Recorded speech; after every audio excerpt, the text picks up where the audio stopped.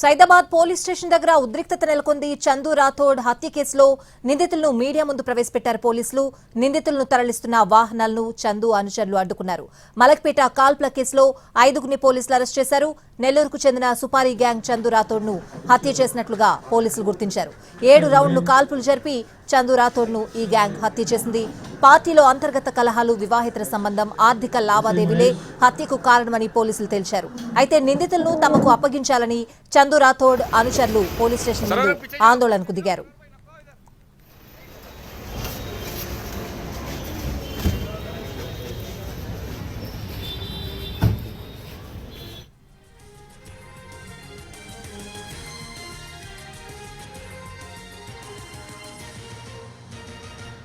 Saidabad police station దగ్గర ఉద్రిక్తత నెలకొంది. చందు రాథోడ్ హత్య కేసులో నిందితులను మీడియా ముందు ప్రవేశపెట్టారు పోలీసులు. నిందితులను తరలిస్తున్న వాహనాలను చందు అనుచరులు అడ్డుకున్నారు.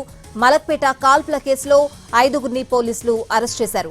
నెల్లూరుకు చెందిన సుపారీ గ్యాంగ్ చందు రాథోడ్ ను హత్య చేసినట్లుగా పోలీసులు గుర్తించారు. 7 రౌండ్లు కాల్పులు జరిపి చందు రాథోడ్ ను ఈ గ్యాంగ్ హత్య చేసింది.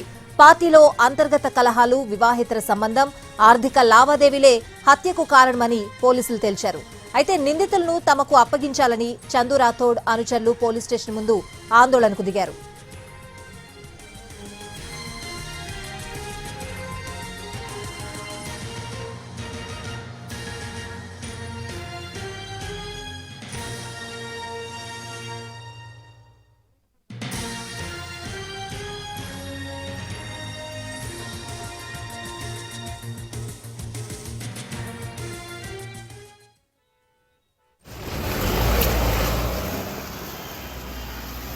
సైదాబాద్ పోలీస్ స్టేషన్ దగ్గర ఉద్రిక్తత నెలకొంది. చందు రాథోడ్ హత్య కేసులో నిందితులను మీడియా ముందు ప్రవేశపెట్టారు పోలీసులు. అయితే నిందితులను తరలిస్తున్న వాహనాలను చందు అనుచరులు అడ్డుకున్న పరిస్థితులు కనిపిస్తున్నాయి. మలక్పేట కాల్పుల కేసులో 5గురిని పోలీసులు అరెస్ట్ చేశారు.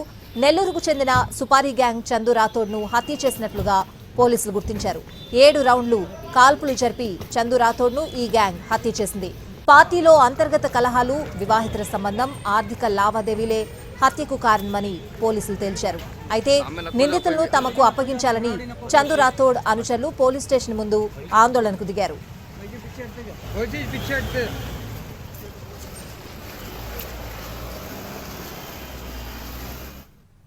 సైదాబాద్ పోలీస్ స్టేషన్ దగ్గర ప్రస్తుతం ఉద్రిక్త పరిస్థితులు నెలకొన్న అంశానికి సంబంధించిన పూర్తి అప్డేట్స్ అడిగి తెలుసుకుందాం. మా ప్రతినిధి రవి సైదాబాద్ పోలీస్ స్టేషన్ దగ్గర లైవ్ లో సిద్ధంగా ఉన్నారు. రవి, ఏంటి పరిస్థితి ప్రస్తుతం?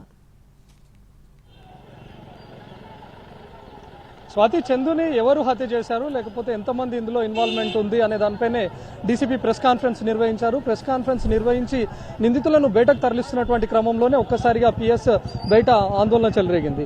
చందుకు మద్దతుగా వచ్చినటువంటి మద్దతుదారులు, అదేవిధంగా ఎక్కడైతే చందు గుడిసెలను ఏర్పాటు చేశారో ఆ గుడిసెల్లో నివాసం ఉంటున్నటువంటి వాళ్ళంతా కూడా వచ్చారు.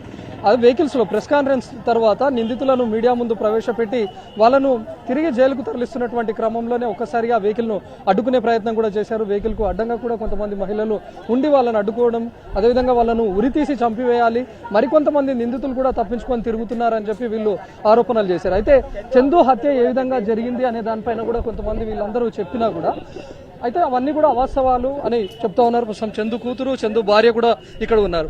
అంటే ఇప్పుడు ఆల్రెడీ ప్రెస్ కాన్ఫరెన్స్ కూడా నిర్వహించి చెప్పారు, డబ్బులు కూడా వసూలు చేశాడు చందు, ఈ డబ్బుల విషయంలోనే గొడవ జరిగింది అని కూడా డీసీపీ ప్రెస్ కాన్ఫరెన్స్ లో చెప్పారు. అది అసలు 100% కరెక్ట్ కాదు. అసలు కరెక్ట్ కాదు. వాళ్ళు ఏదేదో చెప్పి ఏదో చేయాలని చూస్తారు, వాళ్ళు తప్పించుకోవాలని చూస్తారు. డబ్బు ఇచ్చి అందరికి డబ్బు ఉంది, వాళ్ళకి బాగా కోట్లు ఉన్నాయి.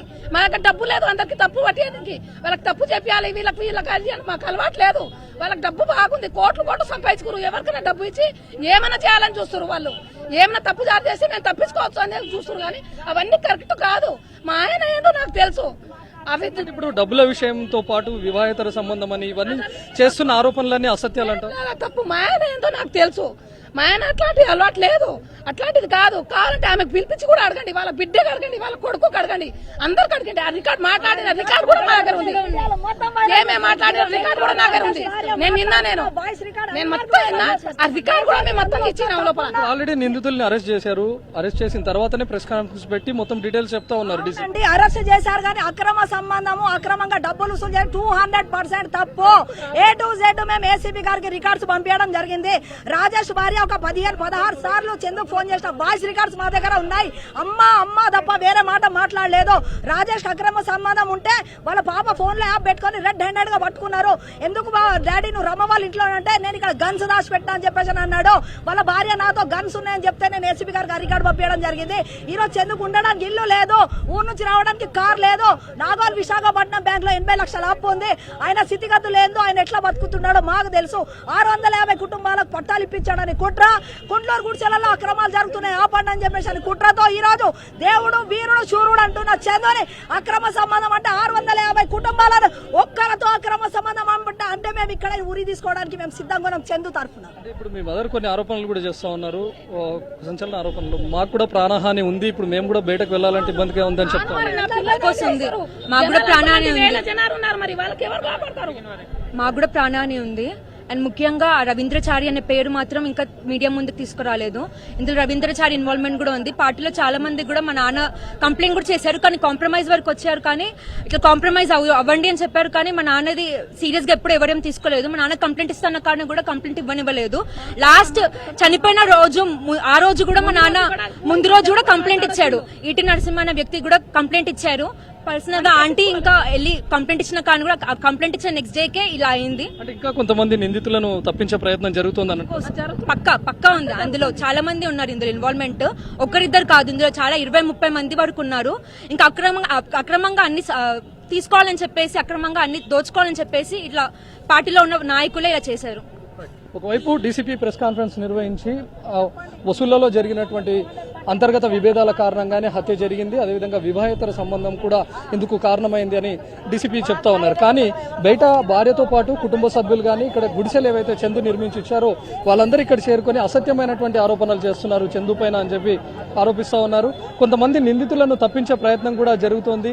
ముఖ్యంగా ఎవరైతే ఇప్పుడు అరెస్ట్ అయ్యారో వాళ్ళను వెంట ఉండి నడిపించినటువంటి ప్రధాన వ్యక్తులు ఉన్నారు, వాళ్ళని కూడా అరెస్ట్ చేయాలి. ఇప్పుడు పట్టుబడ్డటువంటి నిందితులను కూడా ఉరివేయాలి అని చెప్పి వీళ్ళందరూ అడ్డుకునే ప్రయత్నం కూడా చేశారు. వాళ్ళందరూ వెహికల్ను తరలిస్తున్నటువంటి క్రమంలో కూడా వెహికల్ కు అడ్డంగా పడుకొని వాళ్ళని వెళ్ళనిచ్చేయకుండా ఉండడంతో ఒకసారిగా ఉద్రిక్త పరిస్థితి ఏర్పడడంతో పోలీసులు వాళ్ళందరినీ కూడా చేరగొట్టారు. ప్రస్తుతం అటు చందు భార్య కూడా కొన్ని సంచలన ఆరోపణలు చేస్తోంది. మాకు కూడా ప్రాణహాని ఉంది, నాతో పాటు నా కూతురిని కూడా చంపే కుట్ర జరుగుతోందని చెప్తోంది చందు భార్య. Right Ravi, thanks for the updates.